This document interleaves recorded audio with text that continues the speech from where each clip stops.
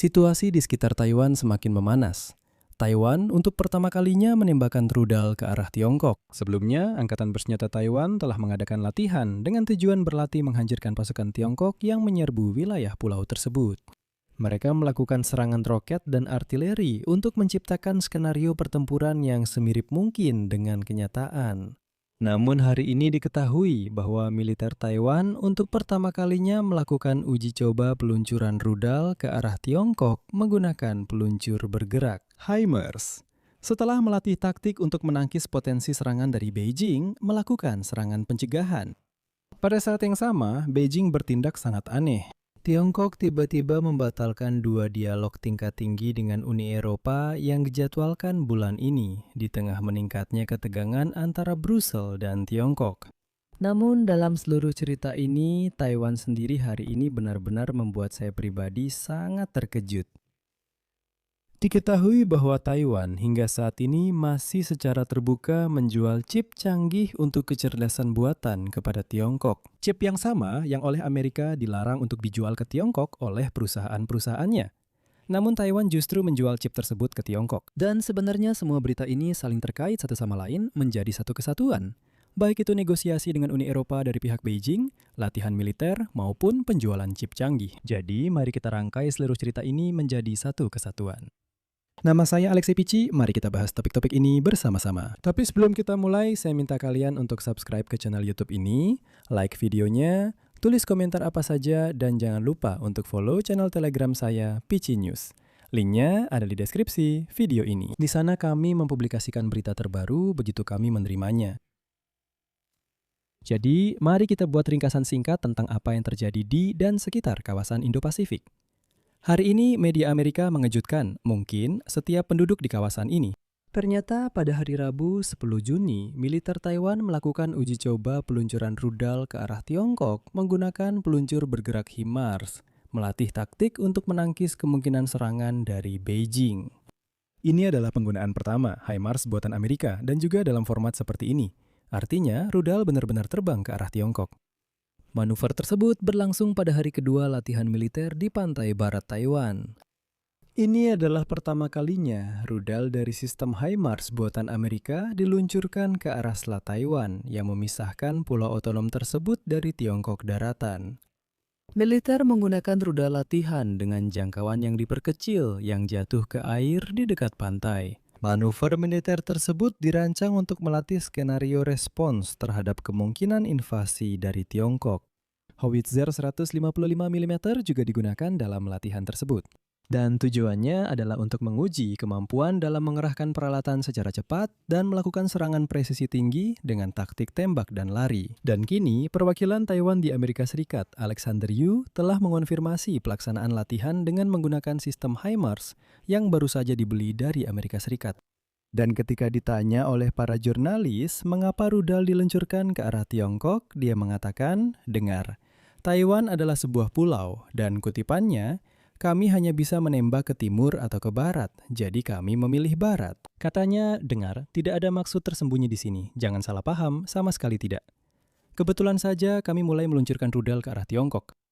Perlu saya catat, Tiongkok menganggap Taiwan sebagai, seperti yang mereka katakan, provinsi pemberontak miliknya, dan menyatakan bahwa di masa depan, pulau itu harus berada di bawah kendalinya. Beijing hampir setiap hari mengirim kapal perang dan pesawat ke wilayah udara dan perairan di dekat pulau itu. Namun, dalam beberapa tahun terakhir, mereka mengadakan latihan militer besar-besaran di sekitarnya. Amerika Serikat secara resmi tidak mengakui kemerdekaan Taiwan, namun menentang perubahan statusnya dengan kekuatan militer dan menjadi pemasok utama senjata untuk pertahanan diri Taiwan. Di sini saya ingin mengingatkan bahwa tepatnya pada bulan Desember tahun 2025, Amerika Serikat mengumumkan paket besar persenjataan untuk Taiwan senilai lebih dari 11 miliar dolar yang mencakup penjualan 82 sistem HIMARS tambahan. Pada bulan Maret 2026, Parlemen Taiwan memberikan izin kepada pemerintah untuk menandatangani perjanjian terkait pembelian senjata tersebut. Namun setelah pertemuan Presiden Amerika Donald Trump dengan pemimpin Tiongkok Xi Jinping di Beijing pada Mei tahun ini, pelaksanaan paket persenjataan tersebut praktis terhenti, dan Trump mendesak Taiwan, seperti yang dia katakan, untuk tenang. Dia berkata, "Kalian harus tenang sedikit, apalagi yang kalian inginkan, kalian ini bagaimana? Ada Tiongkok yang sangat besar. Lihat betapa besarnya Tiongkok dan kalian begitu kecil. Apa kalian berniat berperang? Dia bilang, jika kalian mulai berperang, Amerika harus, seperti yang dia katakan, menempuh 9.500 mil untuk berperang demi kalian. Katanya, kami tidak membutuhkan itu. Namun demikian, Taiwan memiliki sistem HIMARS dalam persenjataannya, dan sekarang untuk pertama kalinya mereka mengerahkan sistem itu. Taiwan banyak dari Tiongkok. Tapi itu belum semuanya. Kita semua tahu bahwa Tiongkok tidak pernah menolak penggunaan kekuatan untuk menguasai pulau itu, dan pesawat serta kapalnya selalu berada di sekitar sana. Oleh karena itu, selama latihan, militer Taiwan menggunakan sistem rudal Thunderbolt 2000 yang dikembangkan di pulau itu dan dipasang di truk. Sistem-sistem ini kemudian digunakan bersama howitzer Paladin buatan Amerika, artileri, dan mortir untuk menciptakan zona tembak yang berpotensi dapat menghentikan operasi pendaratan. Dan yang penting, militer Taiwan kembali menekankan bahwa sistem Thunderbolt 2000 digunakan untuk pertama kalinya dalam 7 tahun terakhir. Namun di tengah latihan militer, Taiwan melakukan tindakan yang sangat sulit untuk dijelaskan. Semua ini terlihat sangat aneh. Tahukah Anda bahwa pada kenyataannya hingga saat ini, Taiwan belum menerapkan pembatasan dalam hal kontrol ekspor? Oleh karena itu, perusahaan-perusahaan Tiongkok secara terbuka membeli sistem server siap pakai dengan chip kecerdasan buatan di pulau tersebut, yang sebenarnya dilarang oleh pemerintah Amerika Serikat untuk dikirim ke sana. Jadi, Amerika Serikat telah memberlakukan sanksi dan memblokir penjualan chip-chip ini ke Tiongkok dari perusahaan-perusahaan Amerika. Tetapi Tiongkok membeli produk tersebut dari Taiwan. Secara formal, hukum Amerika sebenarnya sama sekali tidak menghalangi pengiriman chip untuk kecerdasan buatan ke Tiongkok. Meskipun peringatan yang diberikan kepada perusahaan-perusahaan lokal lebih bertujuan untuk menciptakan kesan solidaritas dengan pemerintah Amerika Serikat.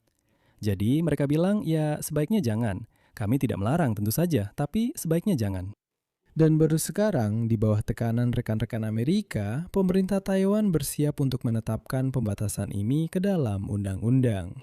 Sebagai gambaran, baru tahun lalu, sekali lagi, hanya tahun lalu, pemerintah Taiwan memasukkan perusahaan-perusahaan Tiongkok seperti Huawei dan SMIC ke dalam daftar perusahaan yang tidak disarankan untuk berinteraksi dengan pelaku bisnis Taiwan. Sekali lagi, bukan dilarang, tapi tidak diinginkan. Sementara itu, semua perusahaan Tiongkok lainnya secara formal tetap memiliki hak untuk membeli produk dari Taiwan, bahkan jika itu adalah chip paling canggih untuk kecerdasan buatan. Dan sekarang, otoritas Taiwan sedang mempertimbangkan kemungkinan untuk menerapkan filter bagi semua pembeli chip dari Tiongkok, dengan mengacu pada aturan kontrol ekspor Amerika.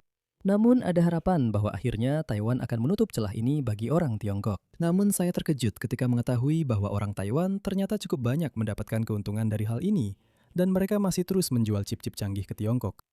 Konfrontasi antara Tiongkok dan Barat juga semakin meningkat dalam berbagai isu lainnya. Financial Times menulis bahwa Tiongkok secara tiba-tiba membatalkan 2 dialog tingkat tinggi dengan Uni Eropa yang dijadwalkan bulan ini, di tengah meningkatnya perbedaan pendapat antara Brussel dan Tiongkok. Yang dimaksud adalah pertemuan tingkat menteri mengenai isu digital di Beijing, serta dialog terpisah yang melibatkan wakil kepala dinas diplomatik Uni Eropa, Olaf Skog. Menurut sumber, pihak Tiongkok membatalkan pertemuan tersebut pada saat-saat terakhir tanpa memberikan penjelasan resmi. Perlu saya catat, dalam diplomasi, praktik seperti ini sering digunakan oleh pihak-pihak sebagai sinyal politik ketidakpuasan. Artinya, mereka tidak bisa datang dan mengatakan secara langsung bahwa mereka tidak puas dengan keputusan tersebut. Itulah sebabnya mereka membatalkan pertemuan dan secara formal dalam bahasa diplomasi semua orang paham bahwa, oh ini berarti pihak Tiongkok tidak puas.